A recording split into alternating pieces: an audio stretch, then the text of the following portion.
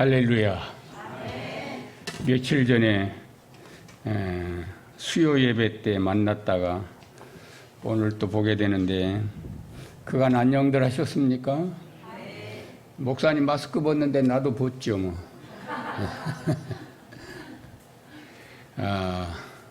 저는 화이자 2번 맞고 지금 매우 건강한 상태입니다.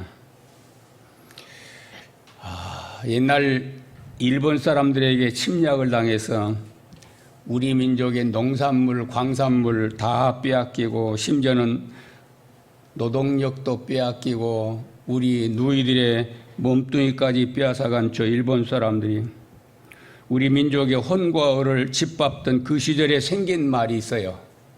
무슨 말인 줄 아세요? 밤새 안녕하셨습니까? 참 암울했던 시절이죠. 그 시절을 기억한 사람들은 아마 별로 안 계신 것 같아요. 이옥선 권사님 정도 돼야 아실라나 모르실라나.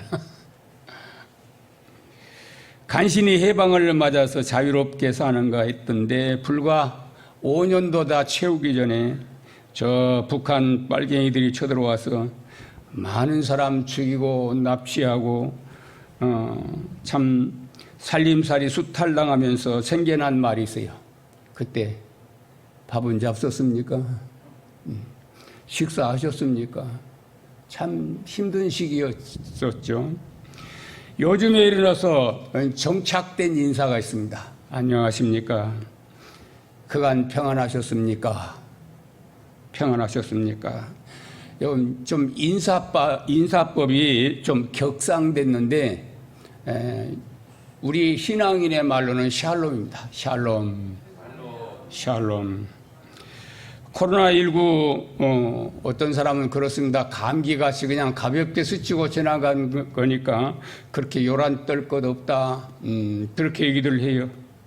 그런데 이게 같지 않습니다. 정확히 말하자면 같지 않습니다. 코로나 걸렸다가 나은 사람 얘기 들어보니까 장난 아니래요. 힘을 못 쓰겠대요.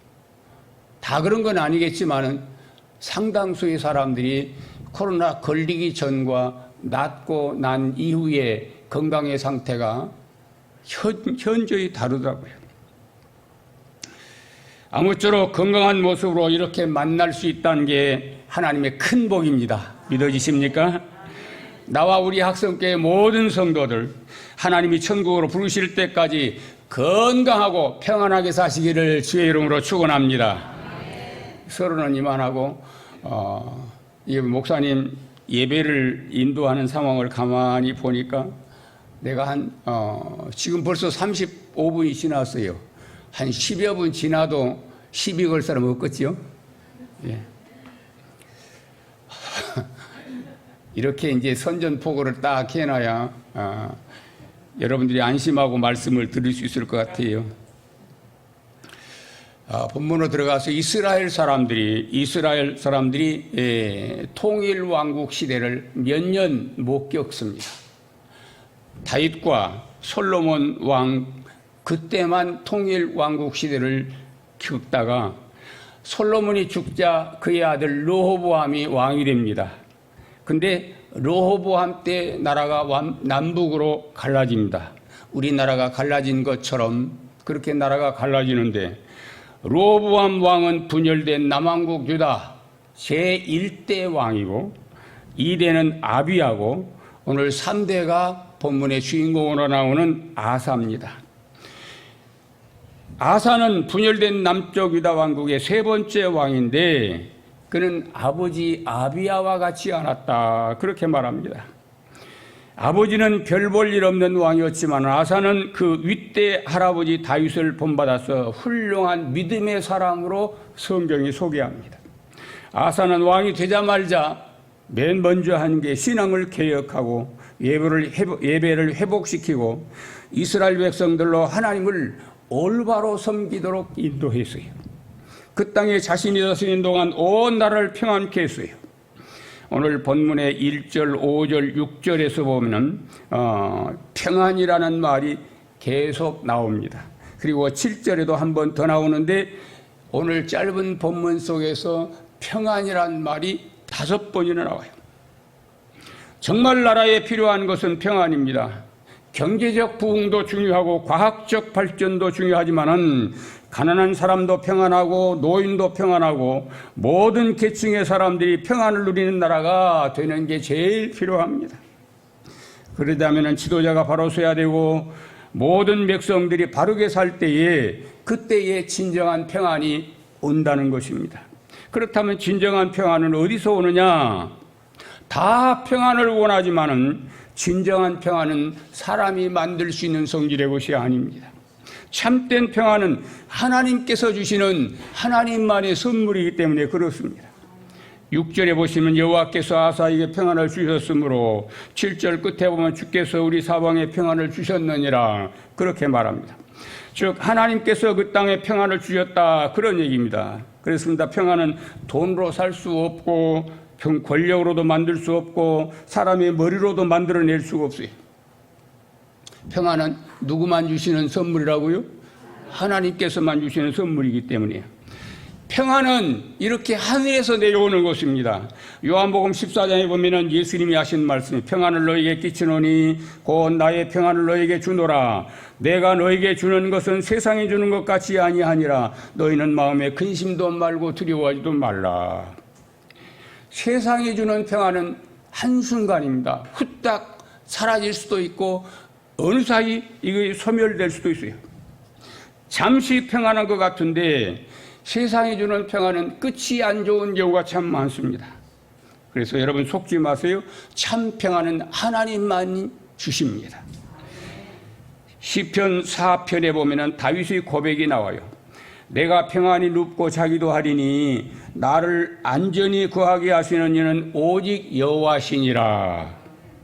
나를 안전하게 거하시는 분, 나를 평안케 하시는 분은 하나님 한 분뿐이다. 그렇게 다윗이 고백하는데 다윗이 언제 이 시편을 지어 고백했냐면은 사울 왕에 쫓겨 광야를 헤매고 때로는 굴에서 자고 때로는 빈들에서 잠을 자면서 정말 생명이 언제 끝날지 모르는 그런 위기 속에서 이 시편을 짓습니다.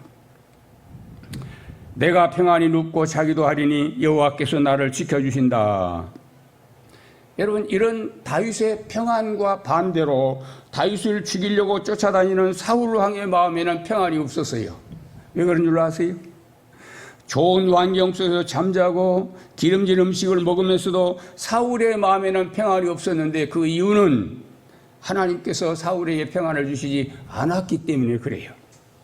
아사는 남북 왕국의 왕들 가운데 전반적으로 긍정적인 평가를 받는 성경에 몇 안 되는 훌륭한 왕 가운데 하나입니다. 아사의 시대를 한마디로 평가하자면 태평 시대를 이루는 성군이다. 그렇게 말을 합니다.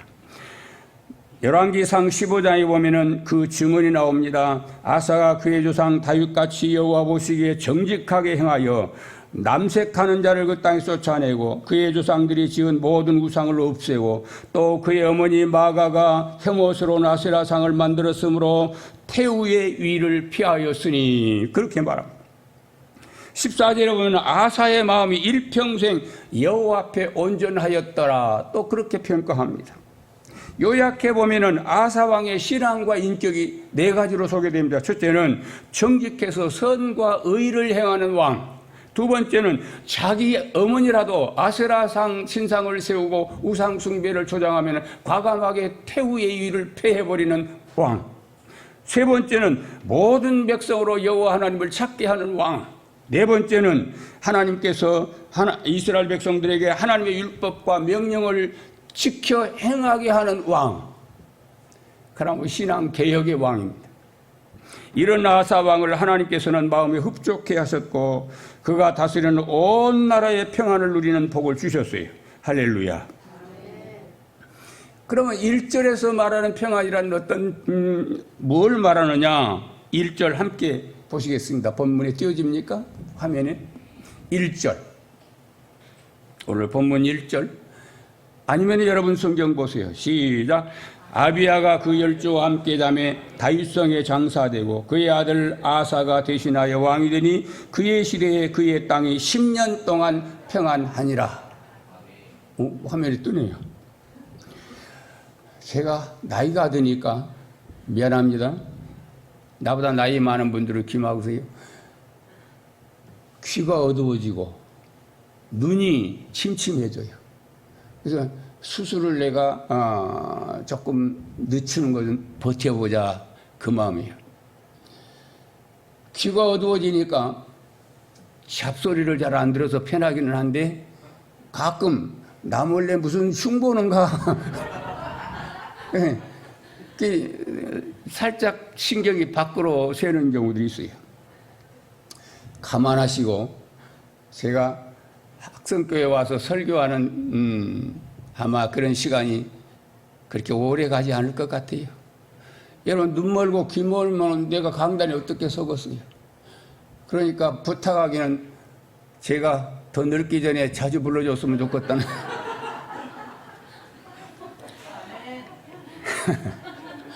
고맙습니다.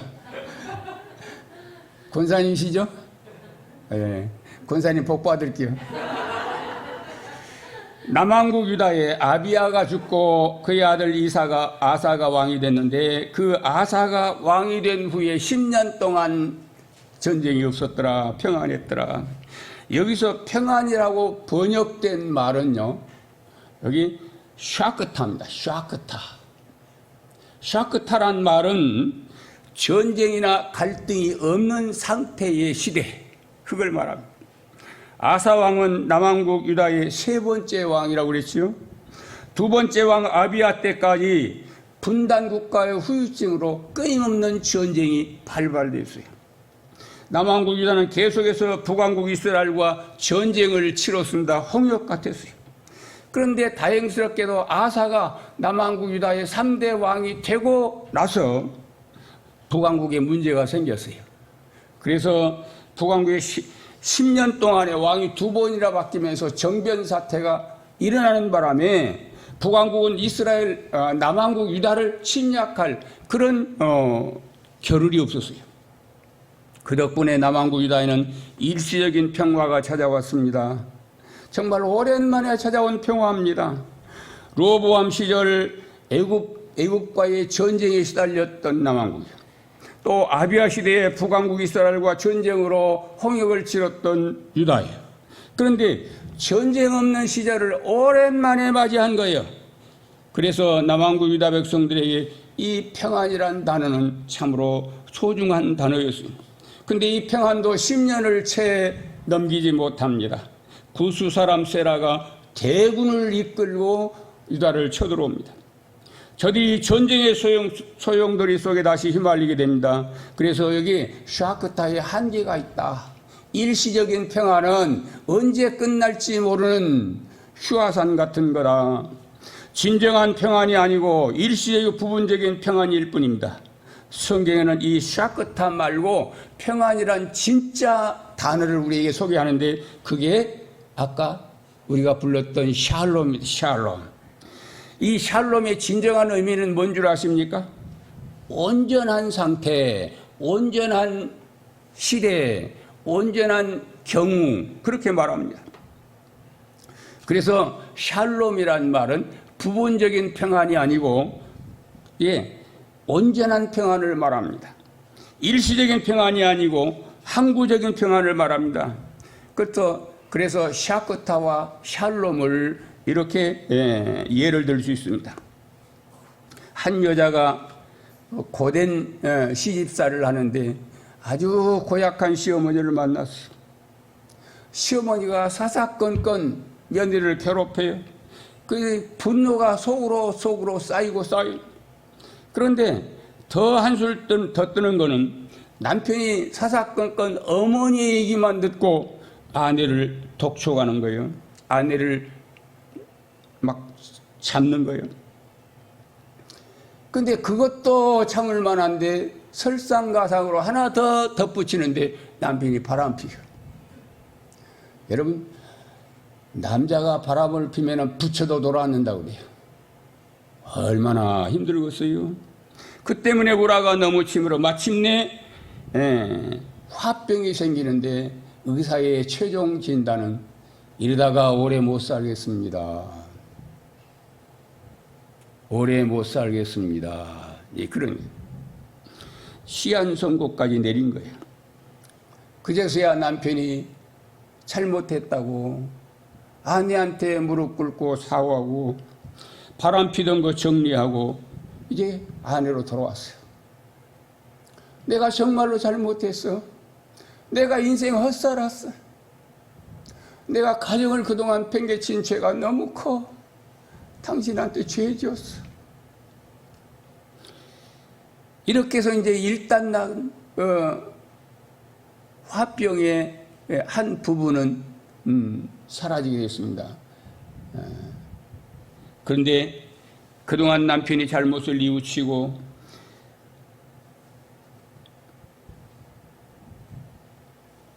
부인에게 이제 용서를 구하니까 아내가 용서를 했어요.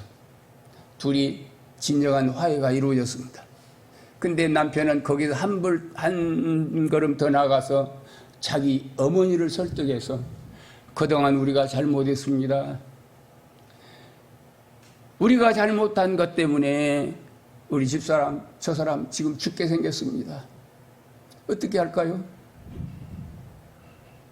나는 아내의 용서를 받았는데 어머니와 아내의 관계는 아직도 서먹서먹합니다. 어찌하실까요? 그 시어머니도 심각한 걸 알았어요. 가만 돌이켜보니까 자기가 너무했거든. 그래서 자기도 뉘우치고 아가야 며느라 미안하다 잘못했다. 내미는 시어머니의 손을 붙잡고 고부간에 그냥 엉켜서 얼마나 울었는지 몰랐대요. 실제로 이런 경우들이 있습니다. 드라마에만 나타나는 경우가 아니에요. 그렇게 해서 회복됐어요. 여러분, 이게 샬롬이에요. 아까는 남편과 관계가, 소원한 관계가 잠시 이게 봉합되는 것이 샤크타고 이제 남편과 아내가 화합할 뿐만 아니라 시어머니까지 화합하고 손잡고 포옹하고 하나 되는 이 과정, 모든 문제가 다 해결되어 버리는 이런 과정, 이게 샬롬이에요. 그러고 보면은 여러분 샤크타는 그냥 우리말로 편안한 상태 그렇게 번역해야 마땅하고, 샬롬은 그야말로 평안한 상태, 오랜 평안의 시대 그렇게 번역해야 맞습니다. 그리고 샤크타는 소극적이고 일시적인 반면에 샬롬은 적극적이고 근본적인 해결의 상태입니다. 속에 감춰져 있던 문제의 평안을 다 제거하고 그래서 증상도 나타나지 않게 한 상태를 바로 이 샬롬이라. 우리에게는 편안함도 필요합니다. 그러나 정말 필요한 것은 뭐요? 편안함보다 평안함이에요. 여러분 모두에게 이런 평안이 있기를 주의 이름으로 축원합니다.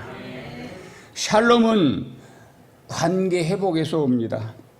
어긋나 있던 관계들이 회복될 때 샬롬은 하나님과 우리의 관계가 회복되고 이웃과 우리의 관계가 회복될 때 진정으로 이루어집니다. 우선 하나님과의 관계가 회복될 필요가 있습니다. 우리가 하나님께 죄를 짓고 하나님을 피한다고 하나님에게서 도망친다고 여러분 그래봤자 샬롬은 없어요. 창세기 3장 8절에 보면은 그들이 날이 서늘할 때에 동산에 거니시는 여호와 하나님의 음성을 듣고 아담과 그 아내가 여호와 하나님의 낯을 피하여 동산 나무 사이에 숨은지라 그랬어요. 아담 부부가 하나님께 죄를 짓고 하나님을 피하려고 몸부림치고 있는 그런 모습이요. 아담과 하와의 심령 속에 이미 하나님 앞에 범죄하는 그 순간, 하나님과의 관계가 단절된 그 순간 샬롬은 무너져버린 상태였습니다. 누가복음 8장에 보면은 예수님께서 한 동네 바리새인의 집에 계실 때 그 동네에 죄 지은 한 여인이 향유를 담은 옥합을 가지고 예수님을 찾아와 자신의 머리털로 예수님의 발을 씻고 그 발에 입 맞추고 향유를 붓습니다. 그때 예수님께서 여자야 네 죄 사함을 얻었느니라 네 믿음이 너를 구원하였으니 이제 평안히 가라. 그런 말씀이 있어요.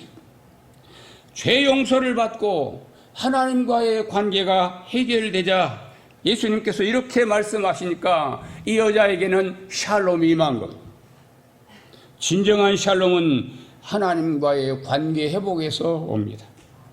다른 게 다 좋아도 하나님과의 관계가 회복되지 않으면 샬롬은 우리가 얻기 힘듭니다. 하나님과의 관계가 온전치 않다든지 하나님과의 관계가 서먹서먹한 게 있다면 오늘 이 시간부로 다 해결하시길 바랍니다. 다음으로 이웃과의 관계가 회복되어야 됩니다. 내가 하나님 백성으로서 이웃과 관계가 깨져 있다면 진정한 샬롬은 힘듭니다. 남편과 아내가 생각이 다르면 부부간의 샬롬은 없어요. 부모와 아이들이 몇 년째 대화를 제대로 못한다. 그럼 그 부모와 자식 간의 샬롬이 있겠어요?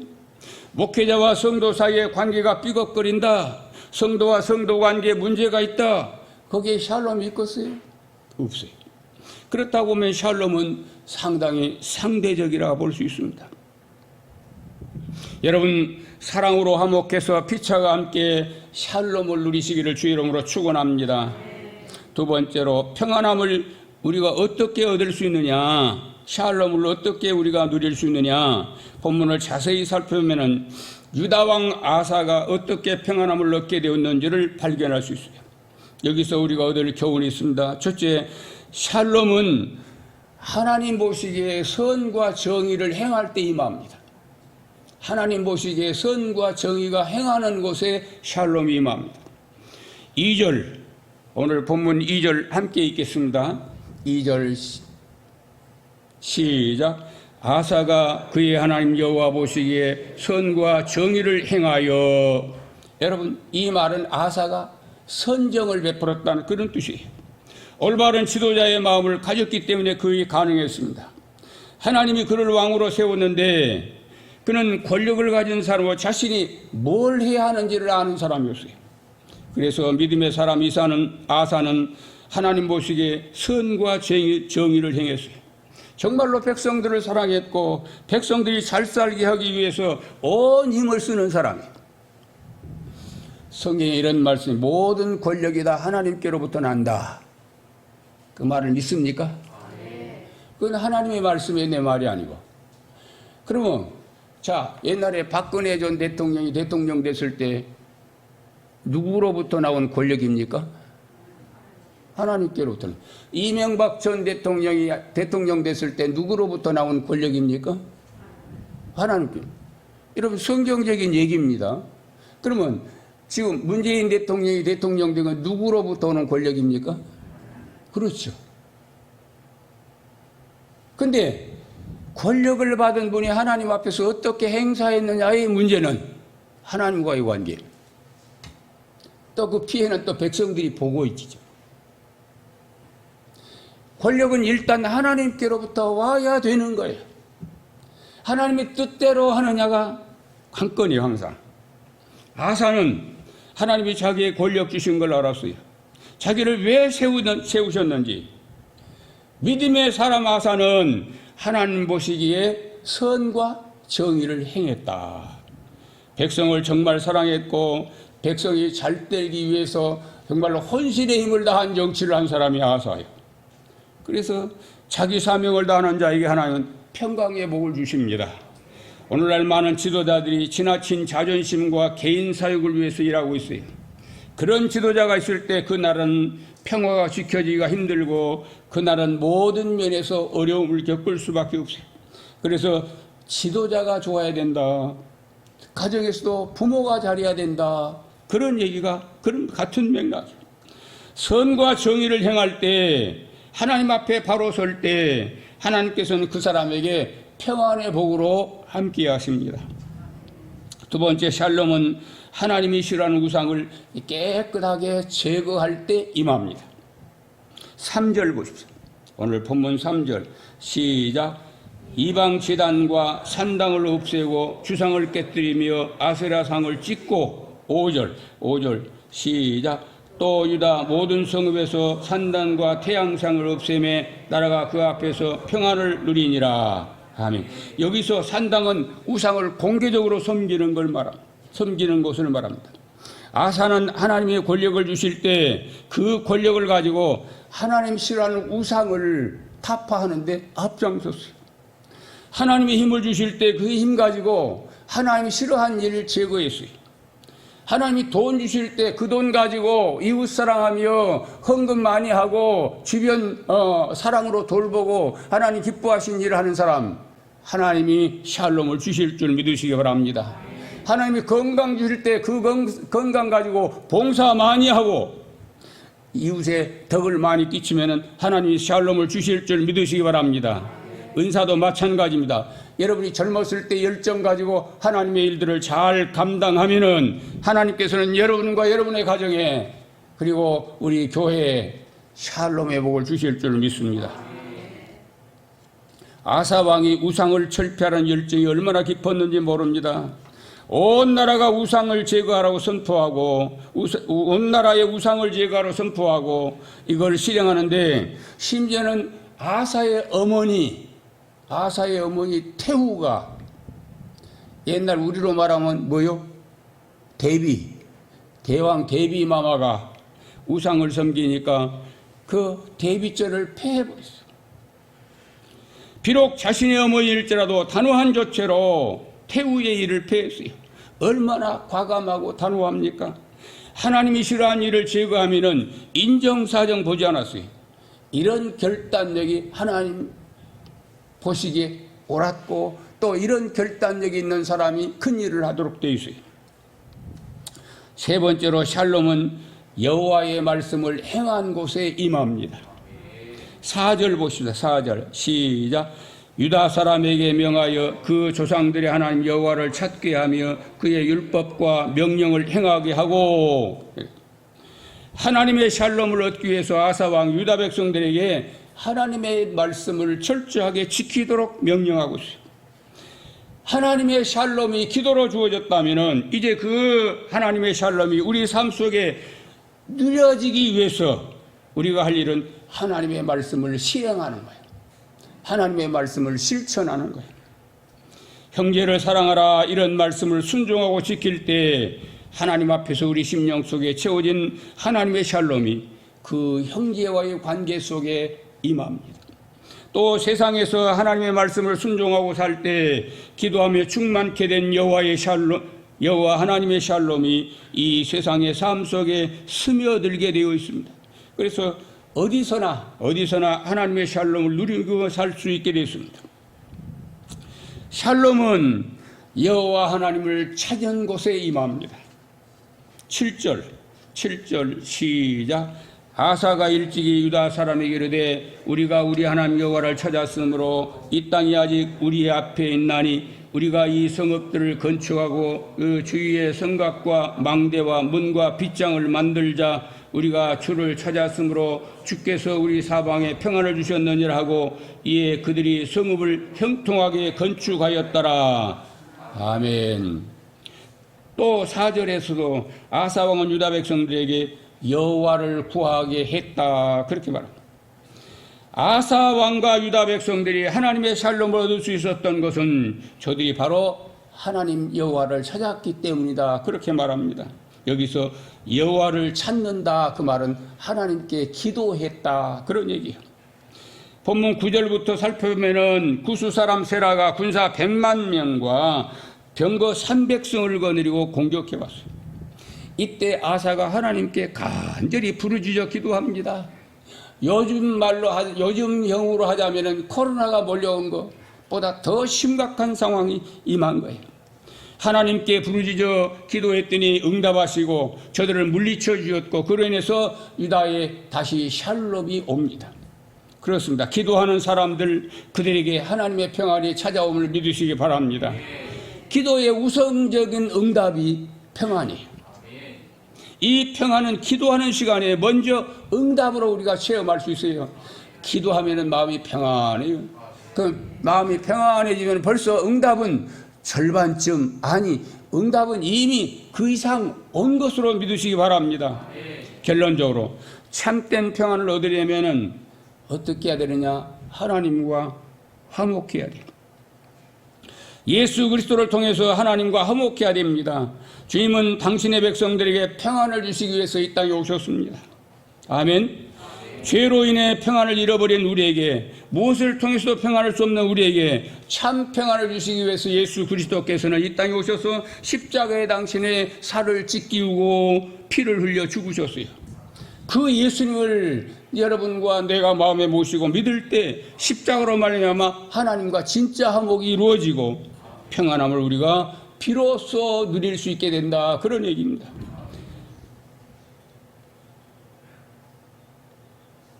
요나스 22장 보면은 너는 하나님과 화목하고, 욥기서 22장에 보면은 너는 하나님과 화목하고 평안하라, 그리하면 복이 네게 임할지라 그랬어요. 로마서 5장 1절에 보면 그러므로 우리가 믿음으로 의롭다 하심을 얻었은즉 우리 주 예수 그리스도로 말미암아 하나님으로 더불어 화평하자. 여러분, 코로나19라는 세계적인 재앙으로 요즘 같은 불안한 시대에 세상 바라보고 불안에 떨지 마시고 주님만 바라보고 모두 예수 그리스도로 말미암아 하나님과 화목을 누리고 진리 안에서 평안을 누리는 여러분 되시기를 주의 이름으로 축원합니다.